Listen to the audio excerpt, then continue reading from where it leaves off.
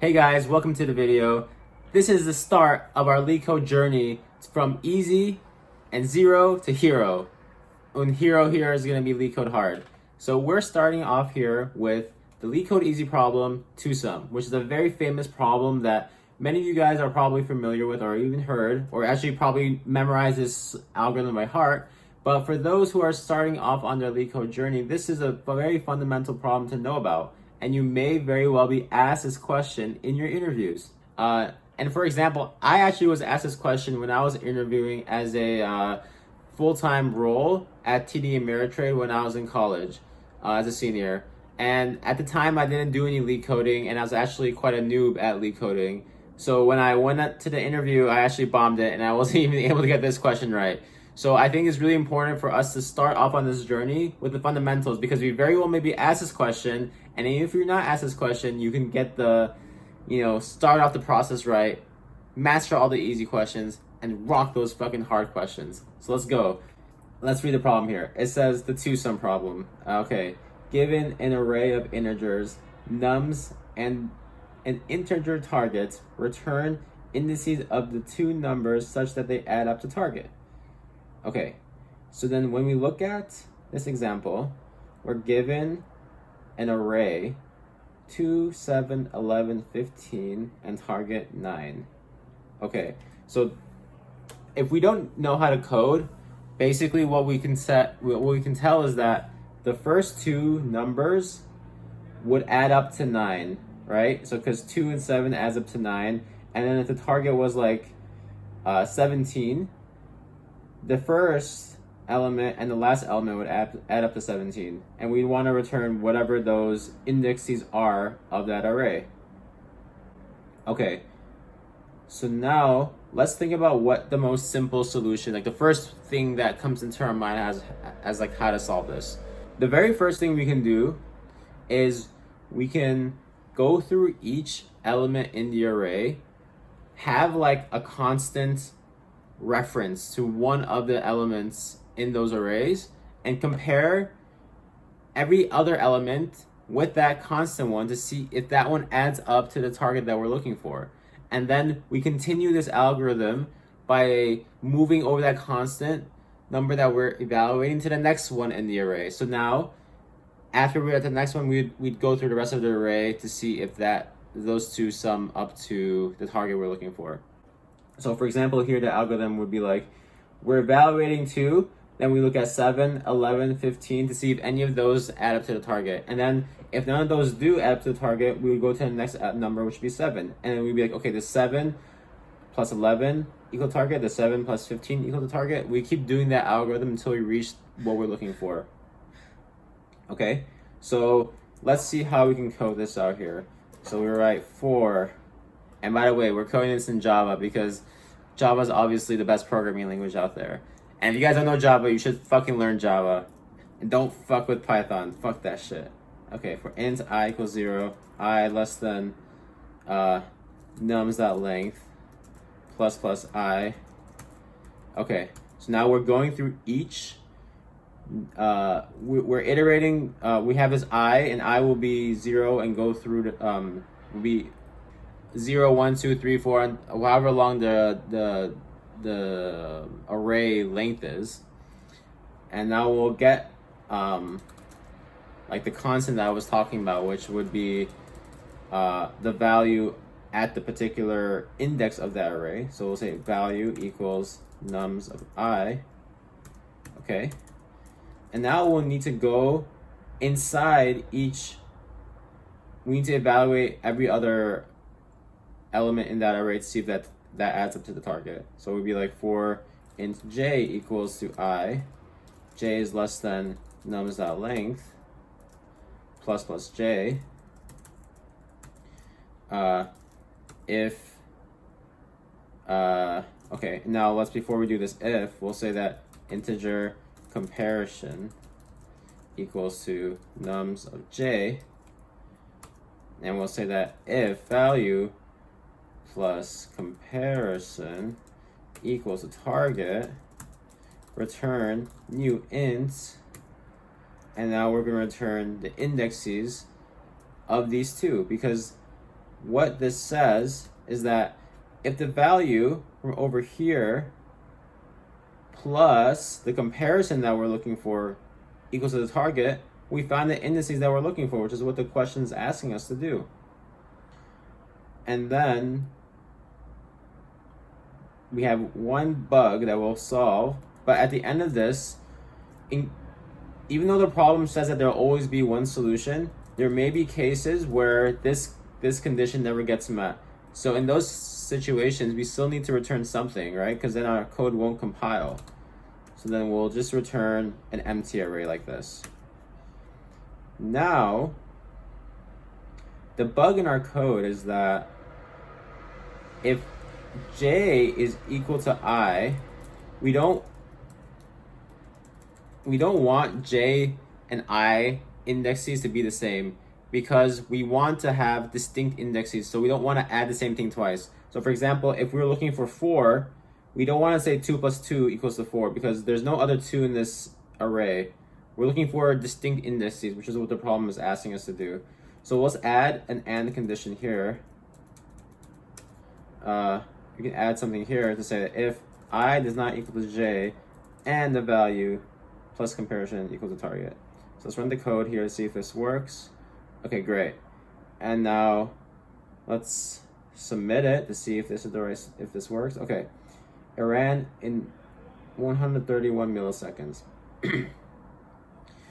So if you present this algorithm to your interviewer, he's probably going to ask you, hey man, what's the runtime complexity here?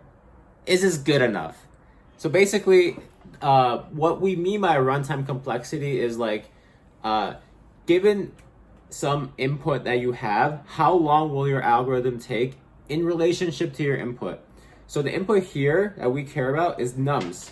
Nums is an array, and the array that could be passed in could be extremely long. It could be millions of numbers. It could be billions of numbers. So as your input gets bigger, what is the runtime complexity of your algorithm? Because it depends upon how big your input is. So over here, what we have in our algorithm is that we're going through each number one by one, and within that, we're going through each number one by one, further adding runtime to our algorithm. So what that means is that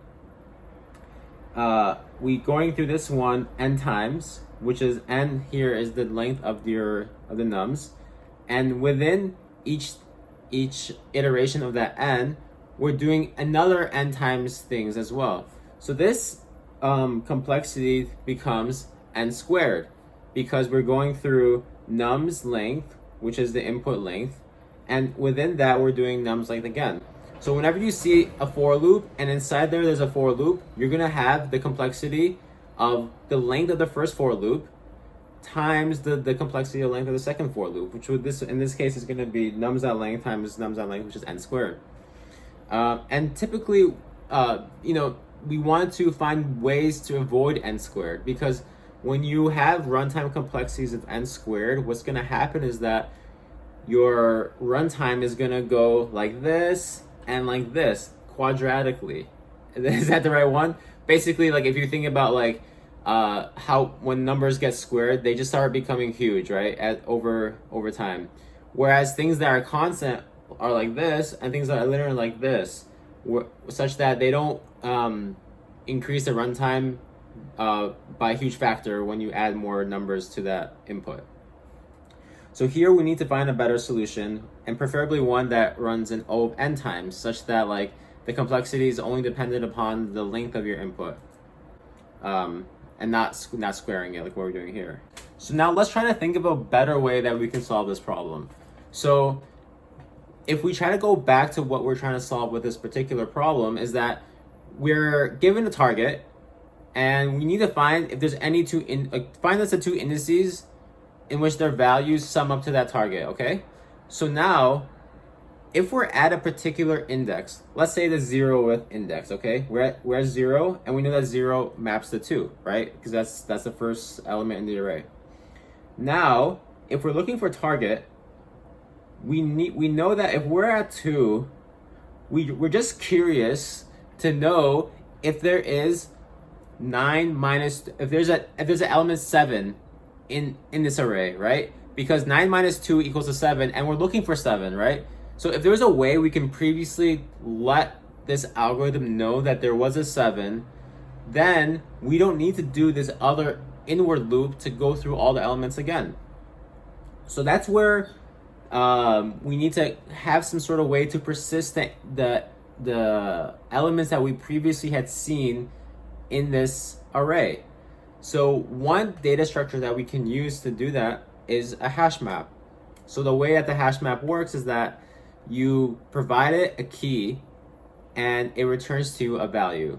So the way that you interact with this hash map would be like, okay,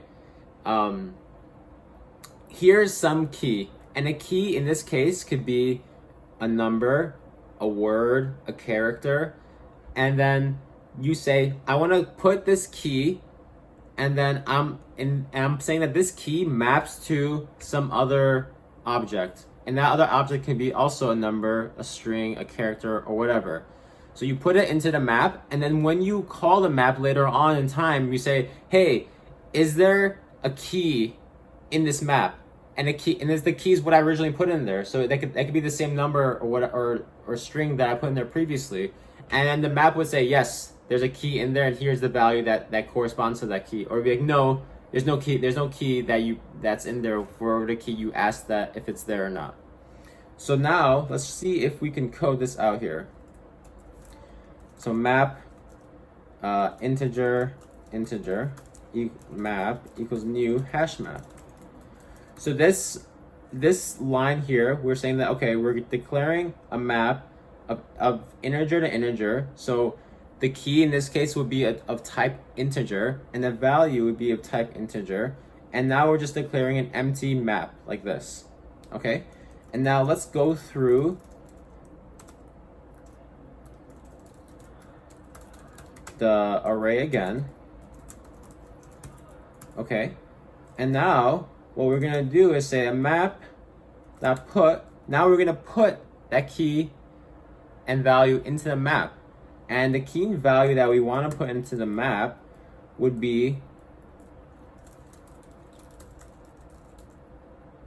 like this. Okay, so we know the value, so let's put the value in. And we also wanna persist the index, because later on we need to know what that index was when we return the answer that this question is asking for. So now the reason we're doing like this map.put value, we're putting the value as the key rather than the index, is because later on when we're trying to see if there is such a number existing in our map, we're gonna use the key to do that lookup, and we're gonna have that key when we iterate through that map. And I think now we'll show an example of what I'm talking about in this for loop over here. So we're gonna say for int I equals 0, I is less than nums.length plus I. Now we'll say this, if, okay, so now what are we looking for? What are we looking for? We're looking for target minus the value, which is nums of I, right?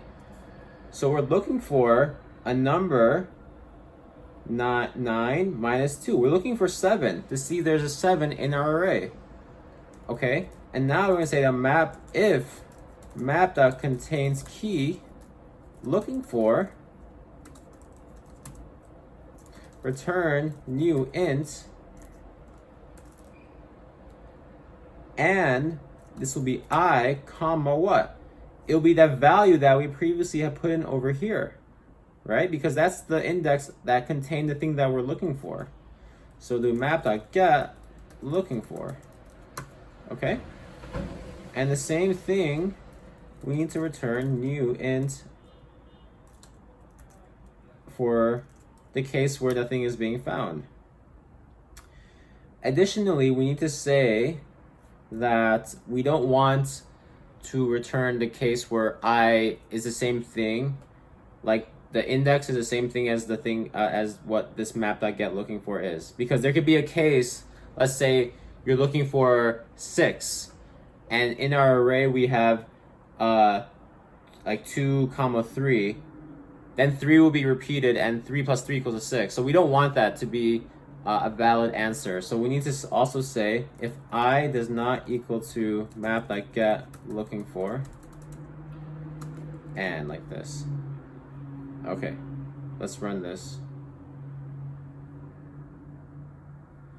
Okay, this should be like this. Great. Now I'll submit this answer. Null pointer exception.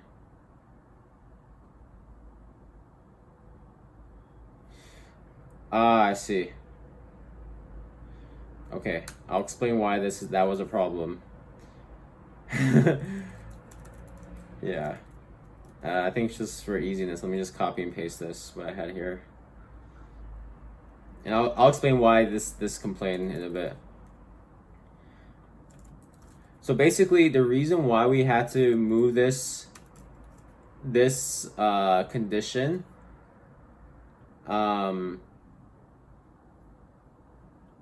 after like this is because, oh my god. Okay, sorry. So the reason why we had to move this I does not equal to map.get looking for is because if we had put it over here, the reason why is because map.get looking for, if the map doesn't contain the thing that we're looking for, so let's say what we're looking for, if we go back to this problem here, like looking for is equal to like let's say like 3, okay, with this original array here. And in this case, we'll be looking at, when we're at 2, we're looking for 1, right? But 1 is not in this map. So what's gonna happen is when you say this I does not equal to map.get looking for, you're gonna get this thing called a null pointer exception, because yeah, you can't do that equality. So yeah, but then when you move it before like this, when you have this condition first, what's gonna happen is that we're gonna first check if the key is there, and then we would evaluate this other condition. So you would never be in a situation where that null pointer would come up, because we're already checking if that key is there, and this would evaluate to false in the case where the key is not there, and thus the compiler will not evaluate this next thing. So guys, before we end this video, we need to go over what the runtime complexity was for the last solution we came up with. So when we look at the algorithm that we had, we were going through each number one by one, and we were putting that number into a hash map. Later on, we did a second loop, and we went through each number one by one again. So what the complexity is in that case would be O of n for the first time going through those numbers, and then the second time would be O of n. But since we're not having these for loops within themselves, it's going to be 2 times n, because we're doing basically going through O of n twice. But since 2 is a constant, you can just say that this is O of n time complexity. And additionally, we're adding some space complexity as well, because we're creating this new data structure, which is the map, which has all the numbers we previously had seen. So that's going to add additional memory consumption to your algorithm. So the space complexity would be like how much space are you accumulating, and that's going to be however big the map is, and the map is dependent upon how many numbers you're putting inside of it. So that's going to also scale to the length of your input as well. But when you compare this algorithm to the previous one, it's quite frankly superior, because you have much faster runtime complexity, and in general, space is something that's kind of cheap. Like you can always get more like space, more hardware, more memory to do whatever algorithm you need to do. So you always want to take space over time, because you can't buy time, right? You can buy space though. Okay, I guess that's it for the video. Thank you so much for watching. Go smash those Leet Code questions. Go grind it out. You got this. Keep the journey up. And I'll see you guys in the next one.